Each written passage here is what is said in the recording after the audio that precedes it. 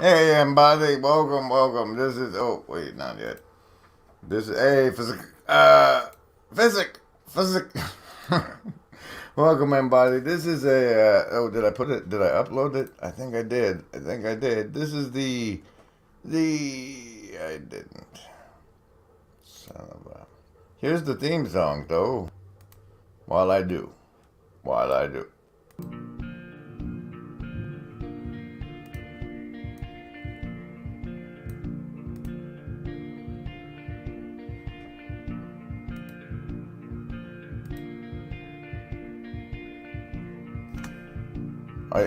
I clicked show. Why did it not? There we go.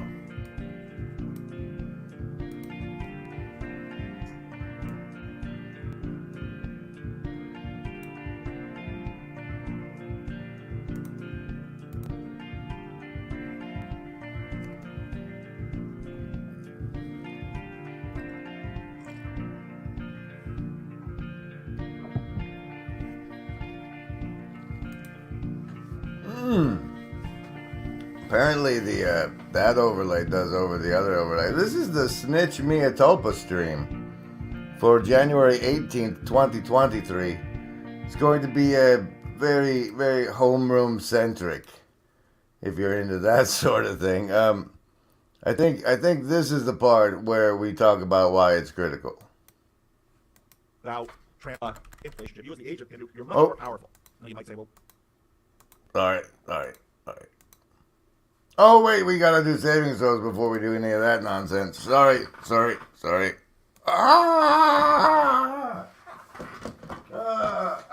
way over there. I know, we got them. We got it. All right, there we go. All right, it's time for the savings throws, ladies and gentlemen. Greetings. I'm General Griswold Gaius Grim of the First LARP Ingression Protocol. You swim constantly in mind control, but here on the Grim Gris stream, you get to save against it by choosing either survival, social, wisdom, or heart. If it's over 10, you take half damage from the mind control that follows, and you can get bonuses to these savings throws by commenting and such. But for now, choose! Oh, survivalist with a nat 1. Socialist. Oh, wait, no, that's the sophist. Socialist with an 18. Lovers of wisdom. 2. And heart, folks, prime 17 today. There you go. You have your saves. You feel safe? Welcome. This is the Snitch Mea Tulpa stream. Hey, the Snitch Mea Tulpa stream. Yep, that's what this is. Look.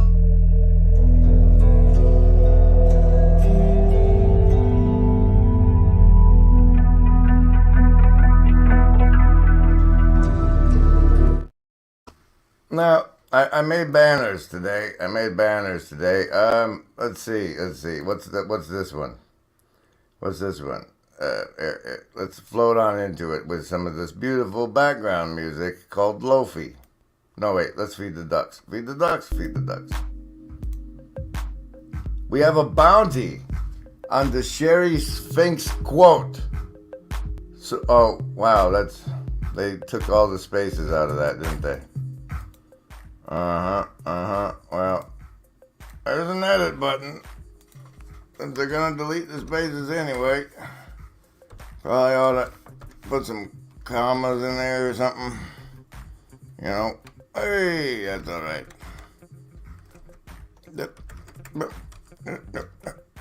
That's us feeding the ducks. There we go.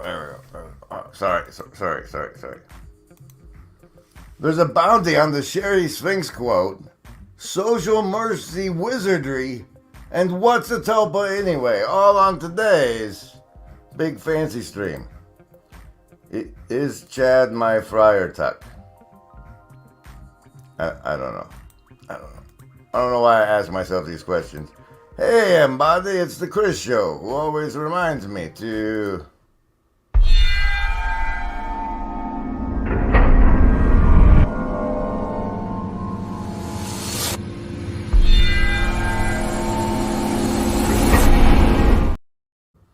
Now on today's Pastor Paul Homeroom thing, he goes over this John Viveki guy, and the new After Socrates #3.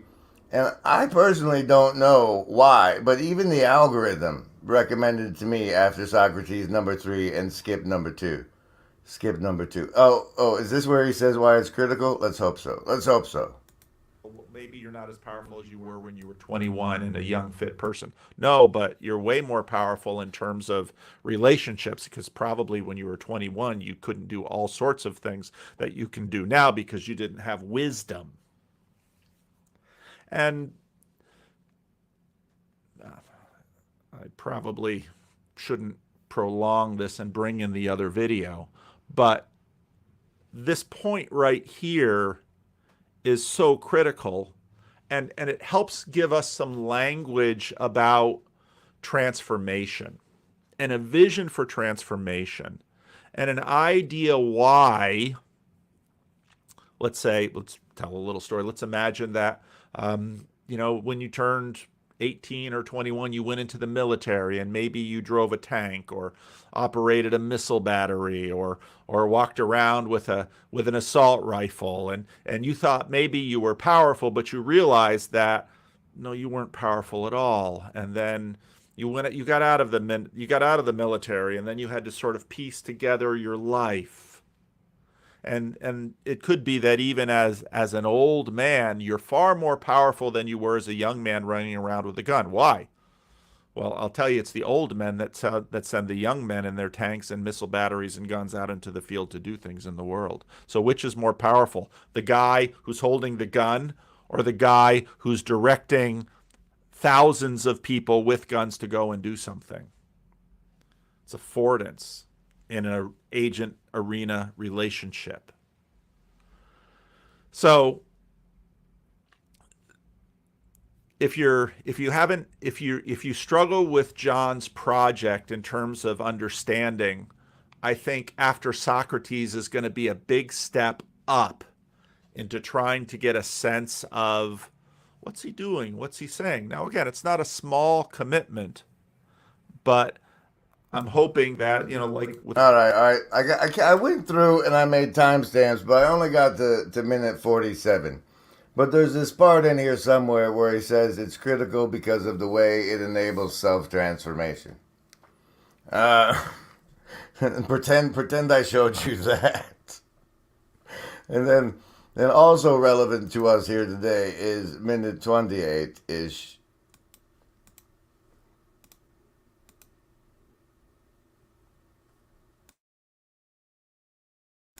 Come on, Internet. You can do it. Can you maybe tremendously unclear on exactly what that can be. And we get inklings of it probably much more in terms of participation, inklings of it, maybe not procedure. Procedure and propositional are fairly, he'll get into that. What's the best word for that? Propositional and procedural are fairly thin compared to perspectival, which is thicker still, and then participatory, which is kind of the richest of the ways. Now, this is where I was supposed to start playing this clip. We've been talking about these 4 Ps for a long time in this little corner of the internet, and if you bump around enough among certain characters, you will find some people with ideas for amending and changing or improving the 4 Ps. And I think that's a fine thing, because that's a question of fine-tuning and improving the model, et cetera, et cetera. And that's all good, and you can go and find those individuals. I'm not going to name them right now. They have their own YouTube channel. Now, you and I know who he's talking about, but a lot of people aren't going to know who he's talking about. And for that reason, I'm going to step into the shoes of what he's talking about and be one of the people with the channel who want to tinker with the PPs of knowing. And it brings me back to this banner here. where I say I have a bounty on the Sherry Sphinx quote.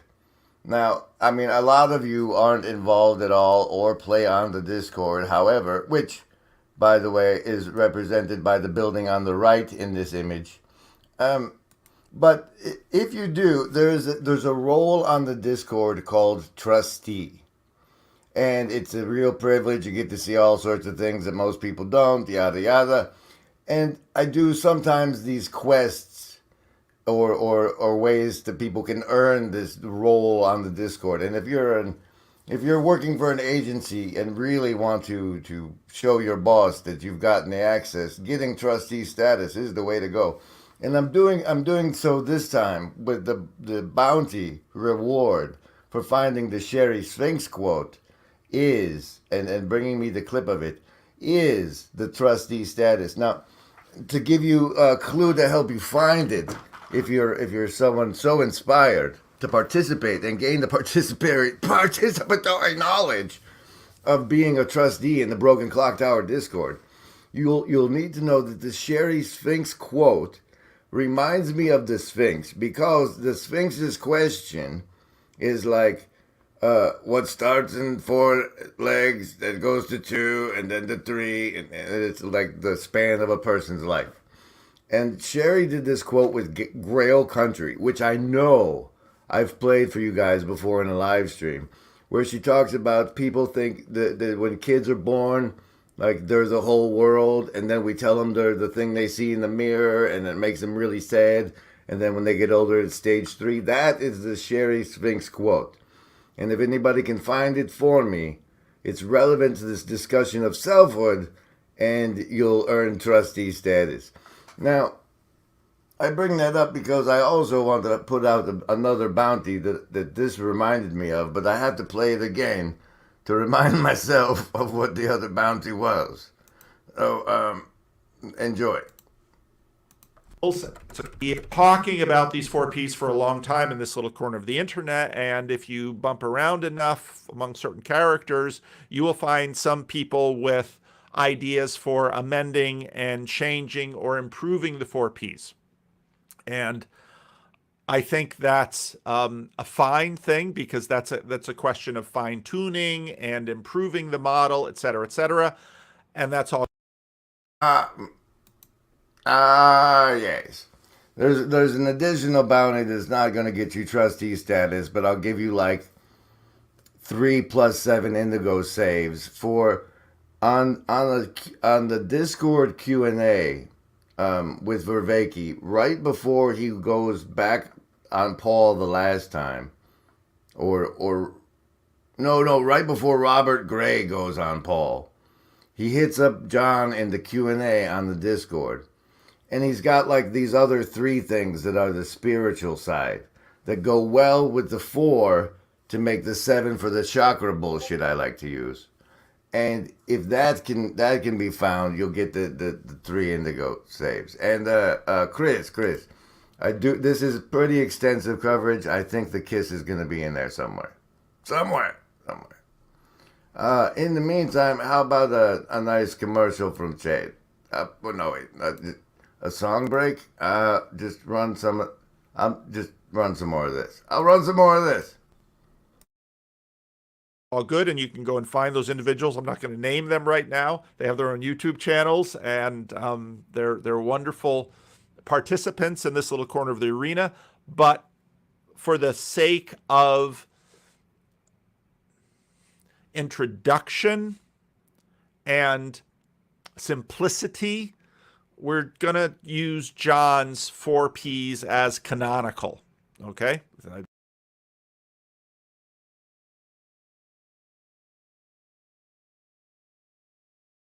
I have no idea what in Discord was making those sounds. However, I'm glad he went there. The canon, it's corner canon, a term that was brought into play when Sevilla added Mathieu Pajot's book to the corner canon. I mean, there's like a reading canon and a lexicon. It's all very confusing.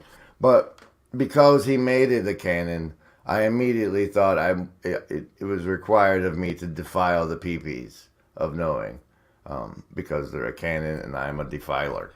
apparently. Apparently. Oh, man. How about that song? No, just power through. No! Special thanks to the Shadow Cabal production executives that make this all possible. It's still January. Happy New Year, everybody. Okay, all right. All right, now let's get to let's jump to this part then. Oh, remember, Embody, there is no agency.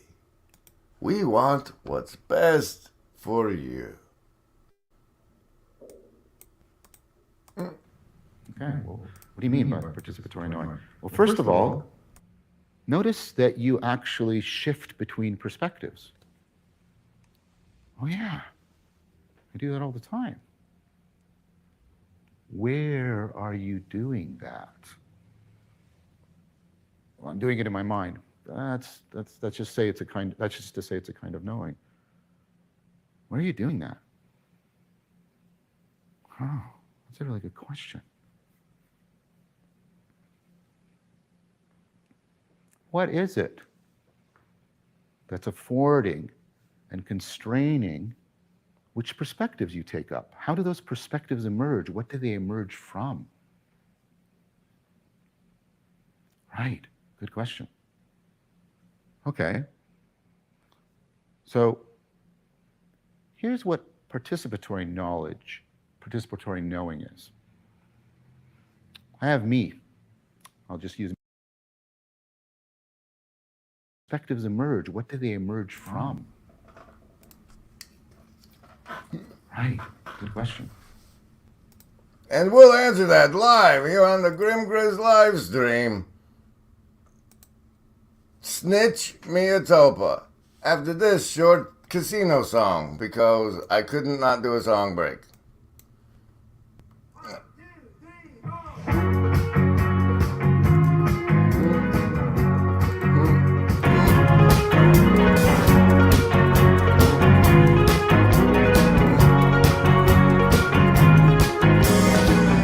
What a sunny day, you'll find me on a big rock basket. Normally I need the shape, but that's all been heaven. I need the world way more than anyone needs me in it. If not for you, I'd run away and not admit it. I disappeared into an empty dark casino. I gambled everything, lost it incognito. And no one knows I'm broken, breaking promises still. And that's till my comic books are writing bill.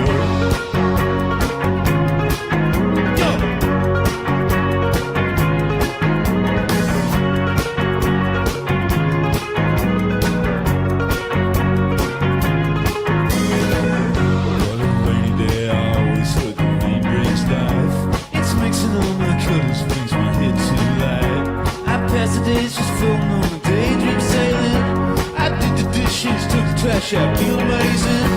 I disappeared into an empty dark casino. I wonder what song is Lacy Sudestino. And no one knows I'm broken, breaking promises still. And that's until my comic books not writing bill. It's a good one.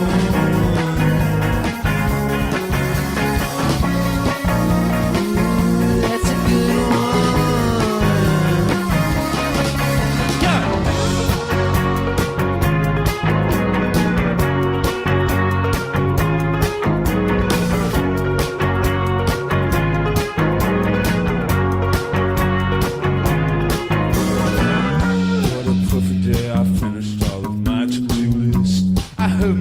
Single by my friend's bamboo kiss. I'm a machine built to seek out my own pleasure. It just so happens that my heart's my biggest treasure. I disappeared into an empty dark casino. I gambled everything and lost it incognito. And no one knows I'm broken, breaking promises still. And that's until my comic books are writing bill.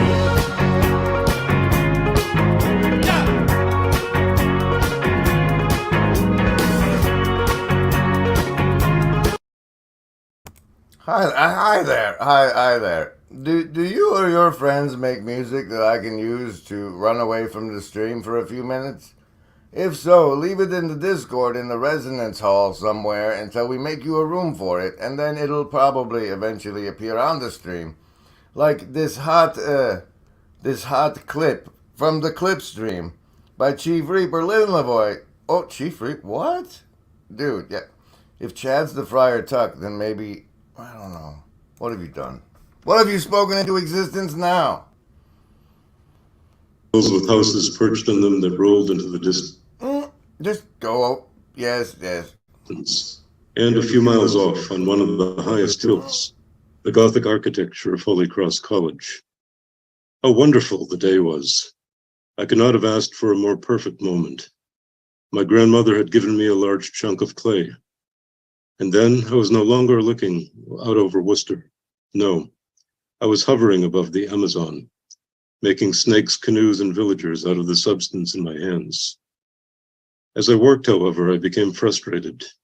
It occurred to me that I had succumbed to a creative block. I grew angry. I could not believe what I was seeing. My hands were small. My mind just barely worked. My imagination seemed like a blunt instrument. I remembered what it was like to create real snakes and villagers.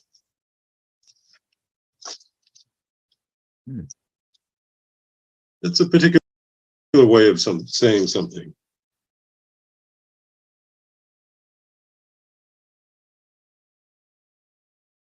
Thanks, John. Just sit there and bless it for a minute, John. Cheers, Lynn. Thank you for the clip. There was no text for me to contextualize it, so I'm just gonna enjoy it for what it was as I make villagers and outdo Scott Adams. Ready? There we go.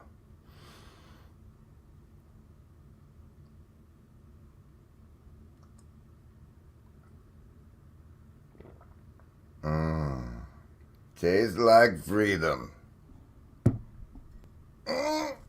Cheers. Hey, Anthony. Good to see you. Okay, let's get to the Tulpa. Are we ready for the Tulpa? No, we have to do self-memory. We have to do self-memory first, guys. Hold on. Oh wait, no, we're doing this? Okay, we're doing this instead.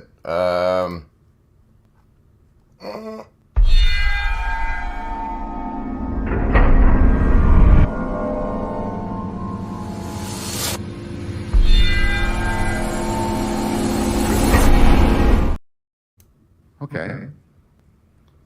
So here's what participatory knowing is. I have me.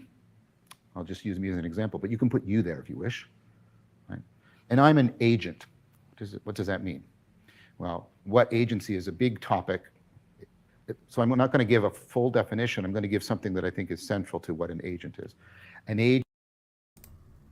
We all know that there is no agency any living gent can see. Doing what is right for me is lifting up my bro so he can grow some eyes to see that doing what is right for me increases all our agency. Agent is able to determine the consequences of its behavior and alter its behavior in order to change the consequences. Participatory knowing is finding agency within an agent-arena relationship. Being fitted to the arena, the agent is able to determine the consequences of behavior and alter that behavior to bring about the desired consequences. Now, what's a desire? Who is having this desire? What does that mean? Is that it sounds like Sylvia's having a desire to come inside. Golly. And bring about consequences that it wants. Okay. Now, I'm just going to read this little bubble. Participatory knowing, finding agency within an agent-arena relationship by being fitted to the arena. The arena is able to determine the consequences of behavior and alter that behavior to bring about the desired consequences. Now, desire is an important piece in this. So there's telos, goal and destination. That's all an important piece in this. Right? So what? That means there's a relationship between your agency and whether or not the world will accommodate and support that agency. So let's do something that's a very sort of simple example. I take up the agenda. Whether or not the between, right? So what? That means there's a relationship between your agency and whether or not the world will accommodate and support that agency. Well, you know, John, they're doing surprisingly well, and like sometimes it's mysterious how well they're supporting my agency. Hey, Teo, good to see you. Joseph Ward, with the Rainbow Covenant, even. Oh, I am under anesthetic. Whoa, whoa, whoa, whoa. So let's do something that's a very sort of simple example. I take up the agentic role of being a tennis player, and I run into a football stadium wanting to play tennis. It's not going to work. I'm literally in the wrong arena. So there's a co-identification. You can only be an agent in a particular arena, and you can only be a particular arena for action if there are particular agents available. And this doesn't have to do just with humans. This has to do with... Now, I'm gonna jump ahead to the memory portion and defining of the self. Right along with me. That's way down here. That's way down here.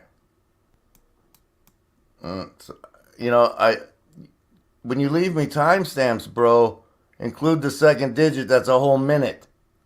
It's a whole minute. You're physicalist detail, but you remember some other procedural elements. You probably lose some propositional elements. You remember some procedural elements. You remember some perspectival elements, and you really remember participatorial elements. Now, when he calls the self a memory, and so those of you who've been listening to this for a while can remember a conversation, one of my first conversations with John that I had when we were talking about the self, and we talk about the self as sort of an autobiographical narrative. And in many ways, this in our culture is very much...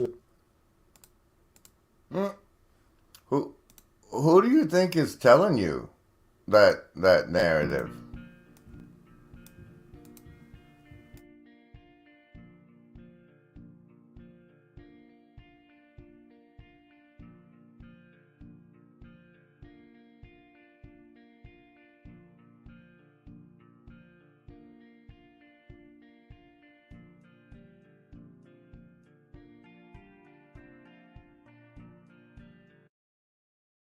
Like the self, okay? And that's deeply tied. It doesn't exhaust it, but it's deeply tied to it. And so that's why he says it's a memory. And I didn't want you to miss that because it's actually pretty important here. And I did. Actually, I want to play a little something on my video today about the Canadian Let's jump to the relevant portion, shall we? Mother and her sister, and they're kind of all she's got. And so, but then she hasn't had a very good time with them. And so it's not so easy to decide that someone that you love and need has also more or less consciously ground you up for 40 years, right? You can see how that might produce a bit of stress, that realization. And so she finally put the word to it. She said it was like the UN deciding what happened in Rwanda was genocide. It wasn't genocide till they said it was genocide. It's just a bunch of people killing each other. As soon as you name it, well then the whole situation changes. So she named it, and then she said, well, now what do I do? I have to redo all my memories. Right? Because yesterday I didn't have the memories of someone who was abused. And now I have the memories of someone that was abused. So I have to fix all those memories and reinterpret them because she thought she was just crazy. And I kept talking to her, and I'll do what PVK says next because I think it's important too, but I just can't wait any longer to see if this kills the stream. So, don't do that. Do this. This place is really dangerous. Whatever it is that happened, we're gonna get through it. Come here. It happened so fast. Shh. It's okay, we'll figure it out. Sorry. I can't breathe. Come on.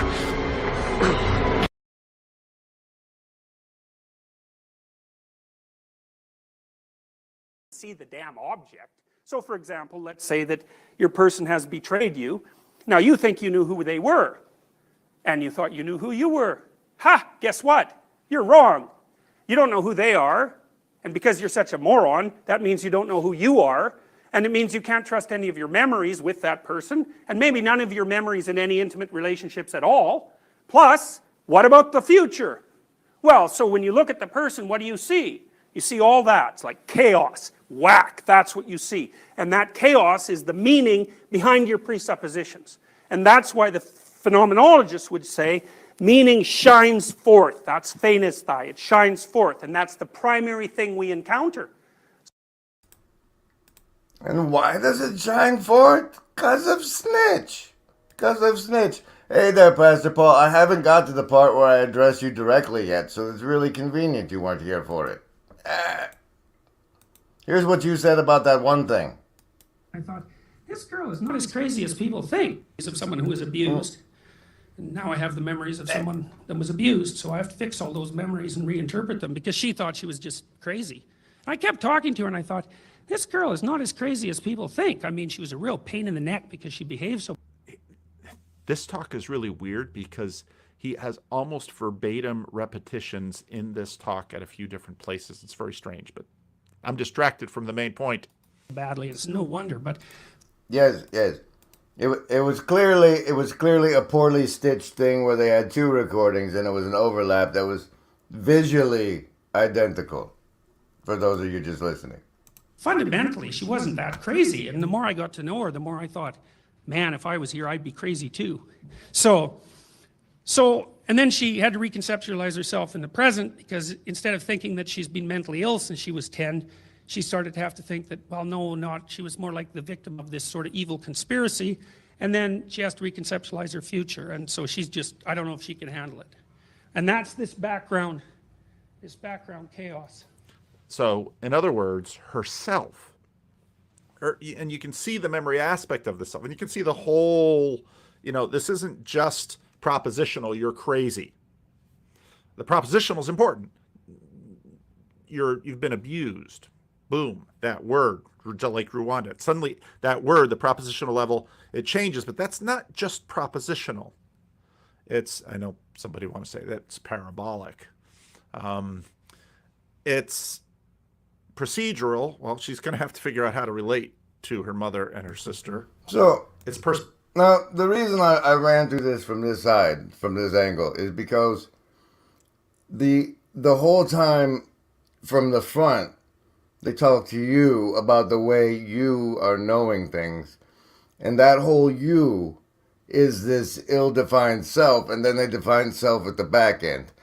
But in order to understand the whole thing, the whole concept behind the snitch, Salty Snitch, my Mea Tulpa, it's important to understand that the self is a construct, a narrative construct of episodic memory. So let's go into that memory part, which is way at minute 11.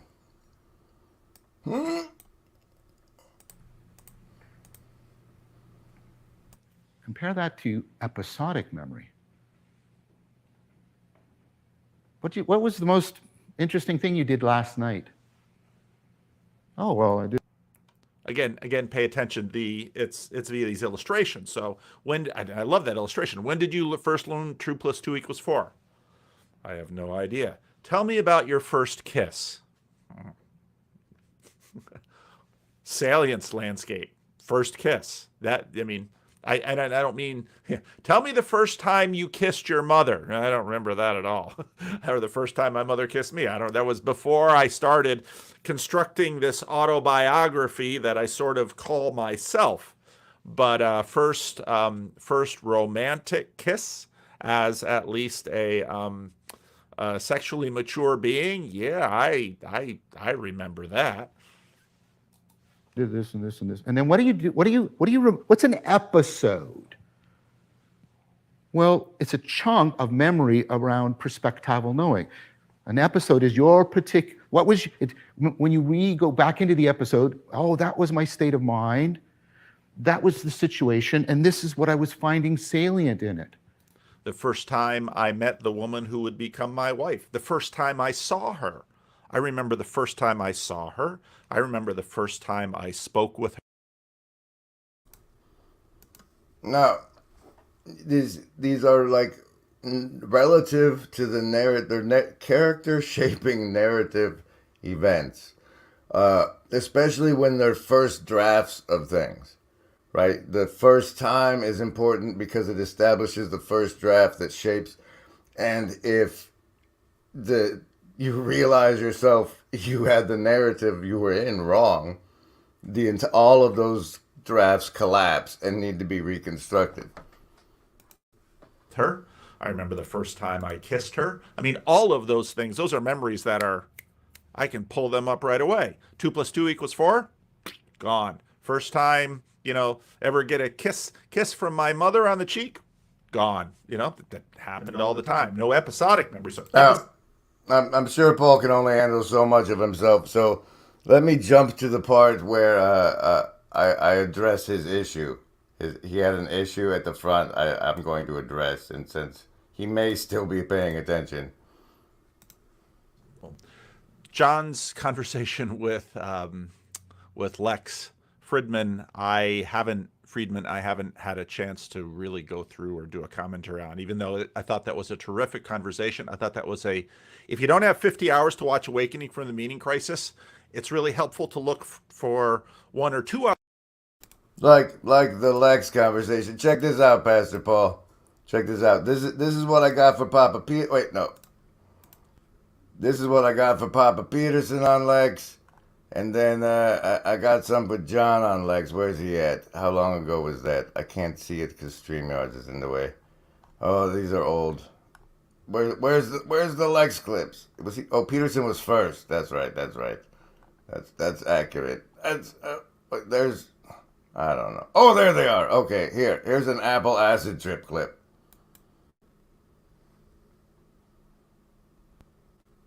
Get deeper and deeper understanding of our mind, of cognition, we might be able to discover like how much of this is a big charade constructed by our mind to keep us fed or something like that. Some weird, very simplistic explanation that will ultimately, in its simplicity, be beautiful. We get deeper and deeper. Jeez, like that was end the echo for you guys, right? Understanding. Sorry. But I got some good ones. They're hot sauce. We could go through them. It'd be fun. Here's corn. Oh, that's from McMahon. Why not? Because of what just happened? Yeah, I know. Increasingly, more and more people are coming to me from the real world, the business world, the governmental world, and wanting to incorporate my work and the work of like this corner of the internet into that. I released a video. I'm releasing it later today with Ryan Barton. Watch that video. There's somebody coming. There's an entrepreneur. So yeah, I got clips, Paul. I got clips from the Lex thing. We could go through it. Dear Lord. Welcome, everybody. Welcome. Let's see here. Let's share this tab instead. Go to this 5-minute mark you have written down for some reason. You even put the seconds on that one. All right, let's see what it was. Theory of knowledge. Oh, no, wait. At this point, we should really go into how to create the tulpa. So, you've heard about tulpai or tulpas, the independent thought forms that share your brain like an imaginary friend, but have their own thoughts, feelings, and ideas independent from your own. Having a tulpa may come with many benefits, although many start creating one simply because they want a companion that understands them better than anyone else. Tulpas are often associated with My Little Pony lovers, but many different tulpa exist. Think long and hard before you create a tulpa. Your tulpa will be a lifelong companion and will be with you for the rest of your life. So I wanted to bring this into your lexicon because I think that my Salient's landscaper is the Salty Snitch, Mea Tulpa. And I don't know if it's different from a daemon, but let's go into this part. Let's go through this part. That pointing theory of knowledge is also connected to, obviously, the pointing theory of truth. And that'll be important. We'll see where this video goes, how much time I have this afternoon to make it.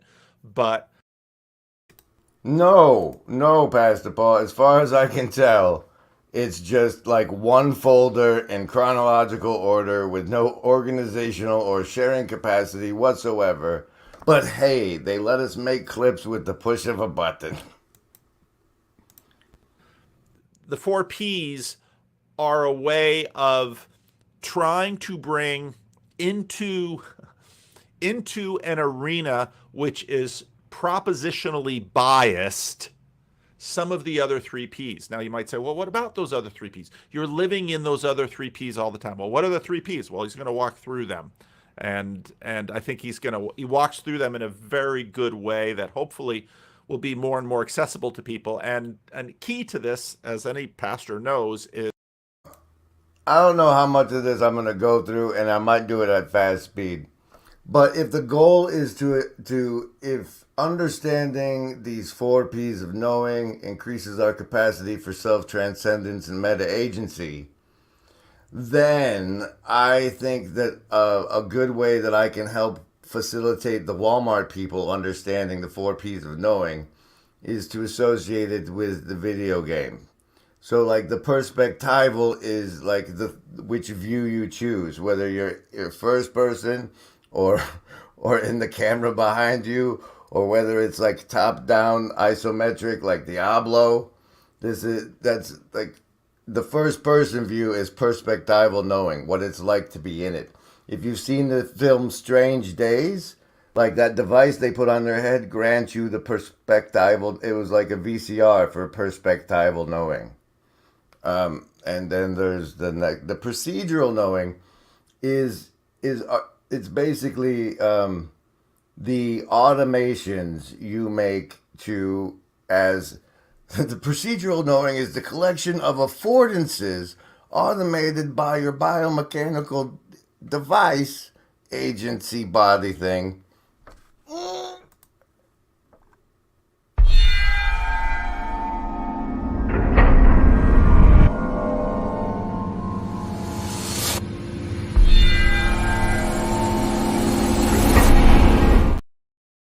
No, say like from my agentic position, I can if I have no first draft of a behavior, I have no procedural knowledge of how to drink a cup of coffee.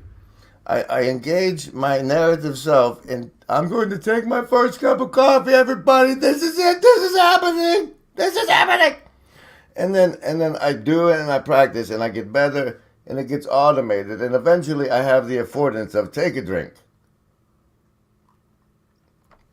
And so that it's like a programmed command. Like instead of pressing all the buttons in sequence over and over, you make one button you press to do it. That's procedural knowledges. Is good illustrations, and he's got some good illustrations.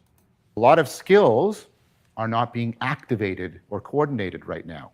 I am not activating my swimming skill, at least as far as I can tell, nor am I activating my skill of how to kiss somebody I love. That would be creepy and weird. Oh, well. I don't know if Anselman means a break from using the letter P's or some other sort of pee break, but in case he did, I want wait, no, it's becoming a person, right? Becoming a person. Here, the Agapic Care Agency. Here you go, Hanselman. You can go take a pee. Here you go. No, you have to hit share this tab instead first. Ask you about this. So now all of a sudden, the network, everyone's a TV station. Only works well when the actual orientation is love. The very processes that make us intelligently adaptive also make us vulnerable to self-deceptive, self-destructive behavior. Care, capacity to be agents, being a self-organizing, self-correcting, self-optimizing. Care, capacity to be agents, self-developing, evolving process. Care to create the conditions of meaning. They care to create the conditions of meaning making. What we're actually engaging in is agape. Each of us has an angel. Agape is to love for its own sake, the process. Because my valuing of it does not constitute it into existence. I emerge from it, participate in it. We have to care about the conditions that make any caring possible. And your situational awareness, the states of consciousness you get access to, ultimately depend on your character. Well, that's a lot to swallow.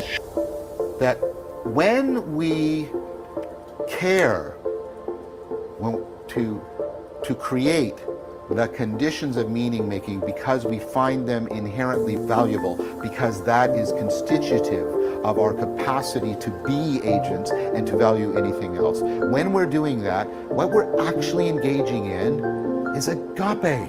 It's love. Let's remember this. We've lost the nomological, this deep sense of coherence and connectedness. We lost the normative order, a sense of significance, depth through self-transcendence.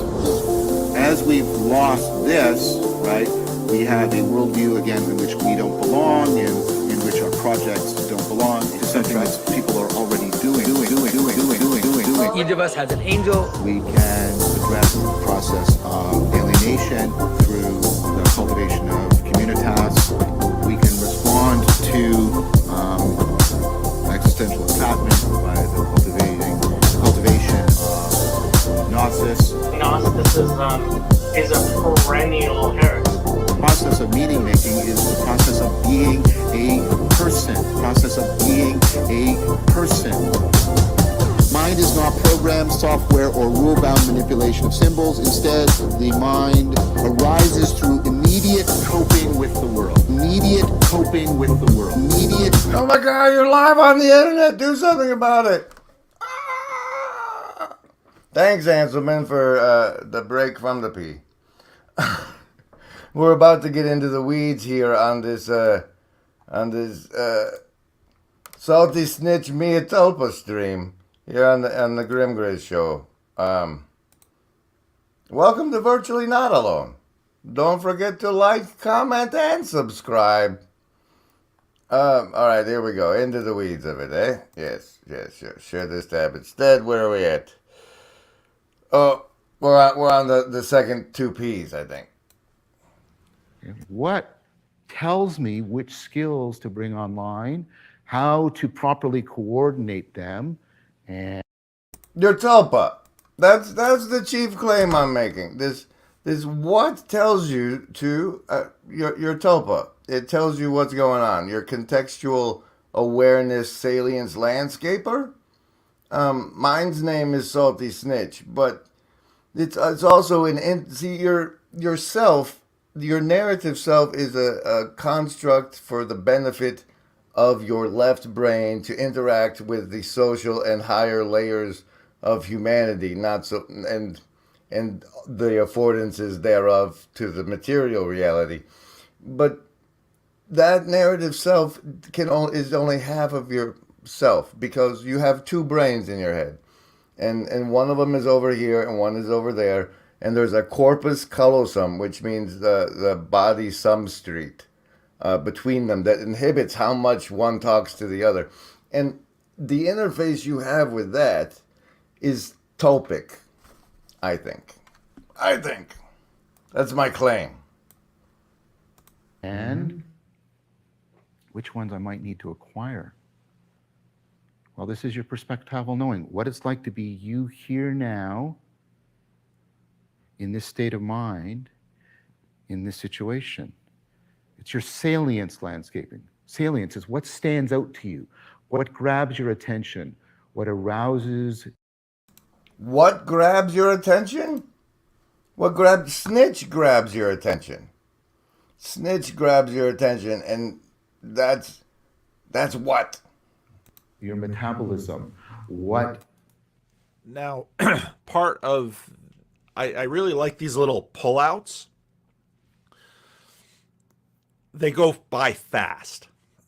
And so if you're watching this and kind of working through it, now, part of the participatory arena of video listening, I listen to a lot of this video. We're not going into that one, Paul. I'll read the card, though. Salience landscape, the way a cognitive agent determines relevance through decisions about how to commit its attentional, metabolic, temporal, and behavioral resources in a highly complex, dynamic, and self-organizing manner. The way? How can a landscape be a way? Bro. No, it's communication with your thought form salience landscaper. The snitch says, whoa, he makes it shiny, like waves a little wand, and it like grabs your attention because the snitch touched it. He's like, this? No, this? It's like moving the mouse over the cursor. And when you mouse over the thing, if it highlights, then you have an affordance for that. That's kind of back from the... How much more? Oh, let's go to more of this. What? Now, part of, I really like these little pullouts.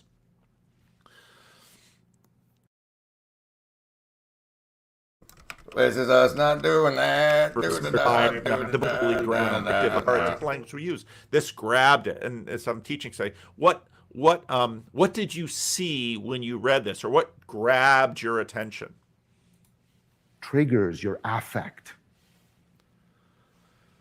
And what's salient is constantly shifting around. It's a dynamic topography. It's your salient. And that...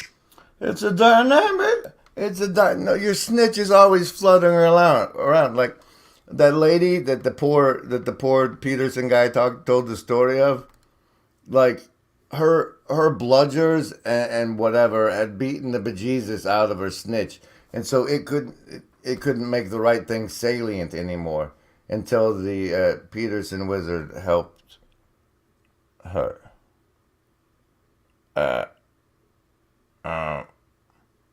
All right, that's good enough, I think, guys.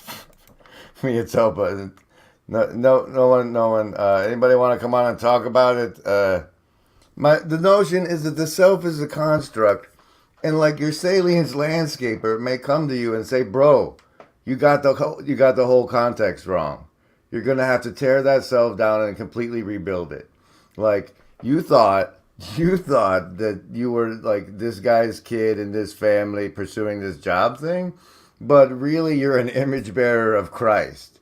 Yeah, so you're gonna have to rework your whole thing there, pal. And so that's what it's all about. Thank you for joining me, everybody. That's quite a lots of nice folk in the hive mind today. Thank you for being here, everybody. I seem to be doing it every day now, but like I might be resolving some legal issues during some time this week. So,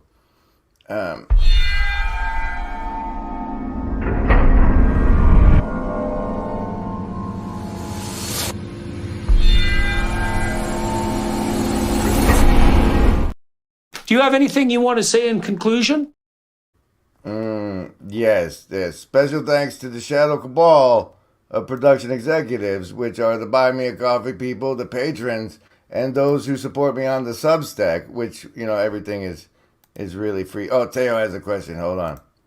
Damn it. Is Mea Tulpa similar to Paul's Consciousness Congress? I would say that the tulpa is the thing that brings the decision of the Congress to Paul, to the narrative fiction of Pastor Paul. That's probably how I would imagine that. We want what's best for you. There's a new Substack. It's called I Find Myself. It explains the cabin stream from last night a little bit. Welcome. I'm clicking things until I can click in broadcast. This has been us at the Metanoia Marina with a little bit of Lobster Monkey Lighthouse. Thanks, everybody, and I'll see you next time we see each other.